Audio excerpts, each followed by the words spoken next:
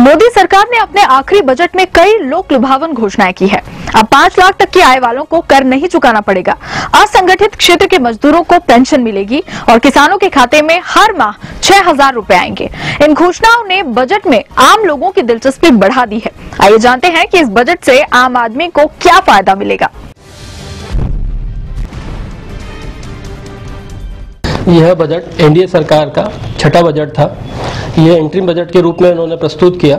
यह बजट बहुत अच्छा है। ये मध्यम वर्गीय लोगों के लिए मैं समझता हूं कि इससे बेहतर बजट इंटरिम बजट नहीं हो सकता था।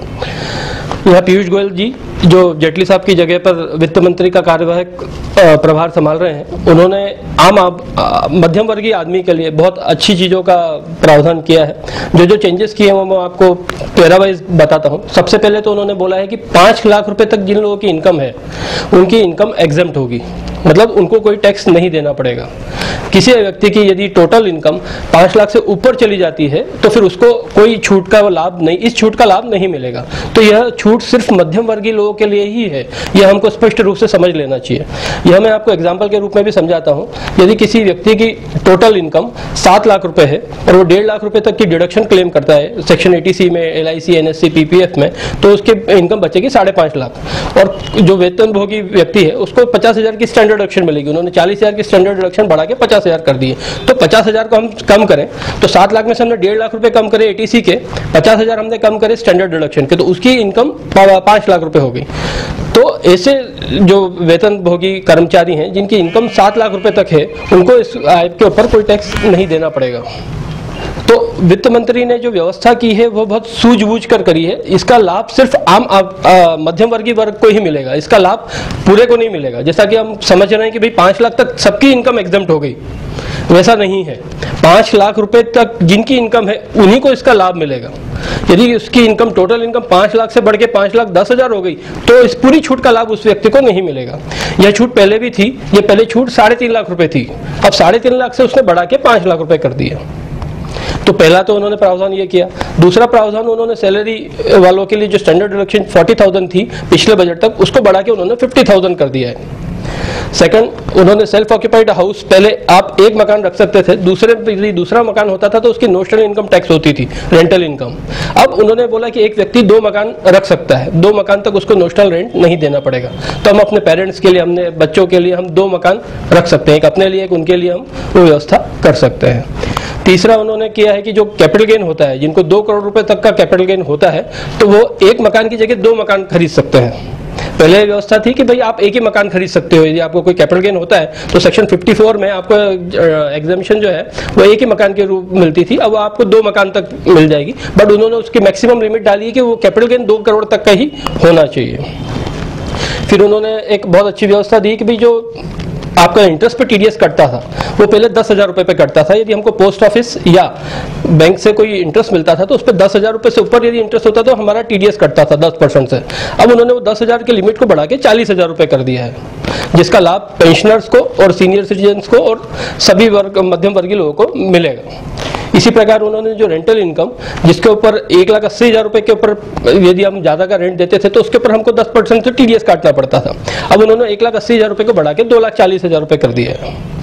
इसके अतिरिक्त उन्होंने अफोर्डेबल हाउसिंग में जो डिडक्शन है ATI में, उस ATI की डिडक्शन को भी पहले वो 1 साल के लिए बढ़ा दिया है। अब कोई भी प्रोजेक्ट यदि 2020 तक भी रजिस्टर्ड होता है अफोर्डेबल हाउसिंग में तो वो छूट के लिए मान्य होगा, उसको 100% की डिडक्शन है। तो अफोर्डेबल हाउसिंग का भी जो मोदी जी का अपना एक कार्यक्रम है उसको भी इस बजट के थ्रू उन्होंने आगे बढ़ाया है। यह बजट, चूंकि मैंने आपको पहले बताया कि इंटरिम बजट था तो इसकी अपनी एक लिमिटेशंस थी, तो सरकार ने कोई बहुत ज्यादा अमेंडमेंट इसमें करे नहीं है। तो इस प्रकार ये कुल मिला के 7 या 8 अमेंडमेंट इसमें हुए हैं, जिसको कि मैंने आपको अभी बताया है। कुल मिलाकर ये बजट बहुत अच्छा बजट है। इसमें कोई हार्श प्रोविजन नहीं लाए गए हैं और टैक्स की रेट को यथावत रखा गया है, मतलब कोई कॉर्पोरेट टैक्स में, फर्म के टैक्स में या किसी में भी कोई चेंजेस नहीं किए गए। सिर्फ जो 5 लाख तक जिनकी इनकम है उनको एग्जेम्प्ट किया गया कि भाई आपकी इनकम यदि 5 लाख तक हो तो वो टैक्स एग्जेम्प्ट होगी। इसके अतिरिक्त टैक्स के कराधान के ढांचे में कोई परिवर्तन, किसी भी प्रकार से कोई परिवर्तन नहीं किया गया है। अब जो ये बजट, चूंकि इंटरिम बजट था, अब जो फाइनल बजट आएगा वो जनरल बजट हमारा जो इलेक्शन होंगे अप्रैल मई में, उसके रिजल्ट आने के बाद जून जुलाई में प्रस्तुत होगा। तब देखा जाएगा कि वो किस प्रकार से जो नई सरकार आती है वो देती है, इस गति को कैसे वो आगे बढ़ाती है। बट कुल मिला के ये बजट मेरे मुताबिक बहुत अच्छा बजट है। पीयूष गोयल जी ने ये बजट प्रस्तुत किया, बहुत आकर्षक इस तरीके से किया है। सामान्यतः जो हमारे फाइनेंस मिनिस्टर या वित्त मंत्री होते हैं वो अंग्रेजी में बजट को पढ़ते हैं। इस बार विशेष बात मुझे ये देखने में लगी कि उन्होंने अंग्रेजी में प्रावधानों को तो पढ़ा है, पर साथ ही साथ हिंदी में, संक्षिप्त भाषा में, छोटे छोटे तरीके से अपनी बम्बैया हिंदी में उन्होंने लोगों को और सदन को या लोकसभा के सदस्यों को उसके प्रावधानों को समझाने का भी प्रयास किया है। ये बहुत अच्छी बात है। सबसे महत्वपूर्ण आम आदमी के लिए जो निर्णय लिया है वो 5 लाख रुपए तक की कर छूट का है, जिसके अंतर्गत किसी को कर नहीं देना पड़ेगा। और इसके अंतर्गत मैं मानता हूं कि लोगों में अब एक मोटिवेशन होगा कि स्वयं अपने तरह से अब करके, चूंकि टैक्स दर कम हो गई और 5 लाख की लिमिट कर दी गई है, इसके लिए मैं ये मानता हूं कि लोग सेल्फ टैक्स कंप्लायंस की ओर जाएंगे। And the tax compliance is going to be a matter of pride now. अब लोगों के मन में ये होगा कि हमारा भी पेन हो और हम टैक्स रिटर्न फाइल करें, जो पहले बचते थे, छुपते थे। इस सरकार की सबसे बड़ी विशेषता ये रही है कि करीब करीब इन्होंने टैक्स पेयर्स को, वो उनकी संख्या को 3,85,000 जब इन्होंने ज्वाइन किया थे तब थी, तो आप करीब करीब उसको 6,84,000 या करीब इस फिगर तक ला चुके हैं। सिमिलरली, और साथ ही साथ जो टैक्स कंप्लायंस है, 6 करोड़ रुपया करीब करीब डायरेक्ट टैक्सेस से आता था, 6 लाख करोड़ रुपया, उसको ये 12 लाख करोड़ रुपए तक ले गए। और ये एक बड़ी उपलब्धि है किसी भी सरकार की। जीएसटी का, जैसा वित्त मंत्री जी ने बताया है कि 1 लाख करोड़ रुपए का जीएसटी कलेक्शन हुआ है जनवरी माह के दौरान। तो ये टैक्स एडमिनिस्ट्रेशन के पॉइंट ऑफ व्यू से काफी प्रभावशाली सरकार रही है और इसकी आलोचना टैक्स कंप्लायंस और स्ट्रिक्ट टैक्स कंप्लायंस के रूप में होती रही है। पर अब देखा गया कि जो उन्होंने रिलीफ दिया है, विशेषकर ये 5 लाख रुपए का, उससे सामान्य जनता को या एक आम नागरिक को या मध्यम वर्गीय नागरिक को वो काफी प्रसन्न और खुश होगा। इस बजट की एक विशेषता जो मुझे विशेष रूप से और लगी, इस सरकार ने, यद्यपि आउटगोइंग गवर्नमेंट है, इस सरकार का कार्यकाल सिर्फ 6 महीने का बचा है, आगे कौन सी सरकार बनती है ये कोई अभी कह नहीं सकता, वो एक पॉलिटिकल इशू है।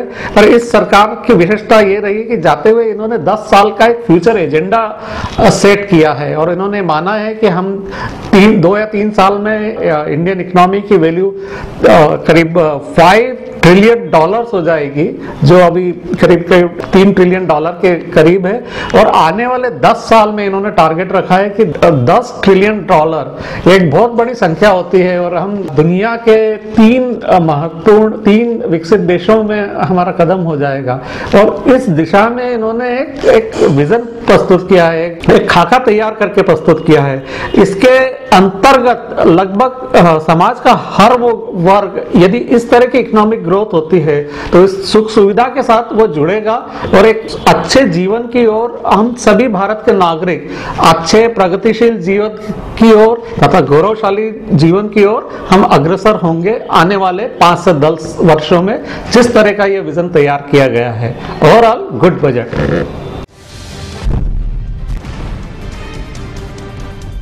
आम आदमी के लिए बजट एक कई मायनों में कह सकते हैं एक रिवॉल्यूशनरी बजट रहा है, क्योंकि अगर हम मेयर इतिहास में नज़र डालें तो जो रिबेट लिमिट है वो सीधे 2.5 लाख से बढ़ा दी गई है, जो कि शायद अपने आप में एक ऐतिहासिक कदम है किसी भी सरकार के द्वारा।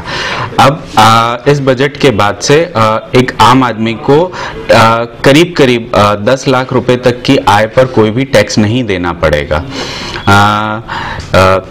सरकार ने 2.5 लाख से लिमिट 5 लाख बढ़ाने के साथ साथ स्टैंडर्ड डिडक्शन को भी 40,000 से 50,000 कर दिया है। इसी के साथ में उन्होंने जो ATC के डिडक्शंस थे 1.5 लाख, उसको यथास्थिति रखा गया है। ओवरऑल लोग उसको कह सकते हैं बहुत लोक लुभावन बजट है, क्योंकि इलेक्शन का समय है। पर सरकार ने सिर्फ इसको लोक लुभावन ना बनाते हुए काफी सकारात्मक बजट पेश किया है, क्योंकि इन्होंने हर तबके का ध्यान रखा है। इन्होंने किसानों का भी ध्यान रखा है। किसानों को इन्होंने, जिनकी 2 हेक्टेयर से कम की भूमि है, उनको साल में 6,000 रुपए देने का वो किया है, जो कि 3 माह में दिया जाएगा। 2,000 की 3 किश्तें होंगी, उसमें से इलेक्शन का बेनिफिट ये जरूर है कि इन्होंने पहली किस्त इलेक्शन के पहले देंगे। साथ में इन्होंने ये भी कहा है कि अगर कोई नेचुरल क्लैमिटी आती है तो इंटरेस्ट पे 2% का वेवर रहेगा और सबवेंशन रहेगा, और अगर आप टाइमली रीपेमेंट करते हैं तो आपको एडिशनल 3% का सबवेंशन मिलेगा। मतलब इन्होंने किसानों का ध्यान रखा है, इन्होंने आम टैक्स पेयर पब्लिक का ध्यान रखा है।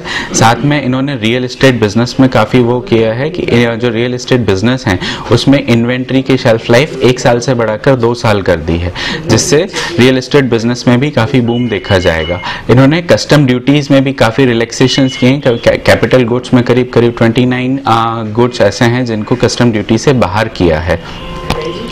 साथ में एक पेंशन प्लान को लेकर भी काफ़ी सकारात्मक वो दिखाई है। इसी के साथ में इन्होंने रक्षा के क्षेत्र में अपने एक ऐतिहासिक कदम उठाते हुए रक्षा के लिए बजट 3 लाख करोड़ से ज़्यादा का कर दिया है, जो कि अपने आप में एक ऐतिहासिक पहल है। ये दर्शाता है कि सरकार ने सभी पहलुओं को ध्यान रखा है और एक अच्छा खासा एक्सपेंडिचर करने के बाद भी इन्होंने फिस्कल डेफिसिट 3.4% का ही टारगेट किया है, जो कि इनकी फाइनेंशियल डिसिप्लिनरी को भी दर्शाता है। ओवरऑल देखा जाए तो ये बजट बहुत सकारात्मक बजट है और इसके लंबे समय में दूरगामी अच्छे परिणाम मिलेंगे। इंटरिम बजट आम आदमी के लिए बहुत फ़ायदेमंद है। इस बजट में सारे इकोनॉमिकली वीक सेक्टर्स पे फोकस किया गया है, वेदर इट बी फार्मर्स हो गए, रियल एस्टेट पे फोकस डाला गया है, और आम आदमी मतलब जो नॉर्मल जिसका इनकम 5 लाख जो बेसिक एग्जाम्पशन लिमिट है वो 2.5 लाख से बढ़ाकर 5 लाख कर दी गई है। ओवरऑल बजट गवर्नमेंट ने सारे इकोनॉमिकली वीकर सेक्शंस पे फोकस किया गया है। इवन SC/ST से लेके किसानों से लेके जो भी लो सैलरी ग्रुप इनकम में आते हैं उन पे फोकस डाला है। जो 5 लाख जो 2.5 लाख की इनकम टैक्स की लिमिट थी, बेसिक एग्जाम्पशन लिमिट, उसको बढ़ाकर 5 लाख कर दिया है। तो basically focus economically weaker section पे किया गया है। जो हायर टैक्स स्लैब में आते हैं उनको कुछ खास फायदे नहीं है। अगर हम देखें तो TDS में 194I में 1,80,000 से लिमिट बढ़ाकर 2,40,000 कर दी गई है, जो कि काफ़ी फायदेमंद है लोगों के लिए। और 194A में जो पोस्ट ऑफिस के जो इंटरेस्ट फ्री टैक्स इंटरेस्ट रहता है और सेविंग अकाउंट पे जो इंटरेस्ट मिलता है उसकी लिमिट 10,000 से बढ़ाकर 40,000 कर दी गई है, जो कि काफ़ी फायदेमंद है। और स्टैंडर्ड डिडक्शन जो अभी तक 40,000 था पिछले फाइनेंशियल ईयर में, उसको बढ़ाकर 50,000 कर दिया है। तो ओवरऑल देखें तो लो इनकम ब्रैकेट ग्रुप में काफ़ी फ़ायदा है। बाकी हायर इनकम टैक्स स्लैब में जो भी आते हैं उन पे फोकस नहीं डाला गया है। रियल एस्टेट वालों में भी काफ़ी फ़ायदा है।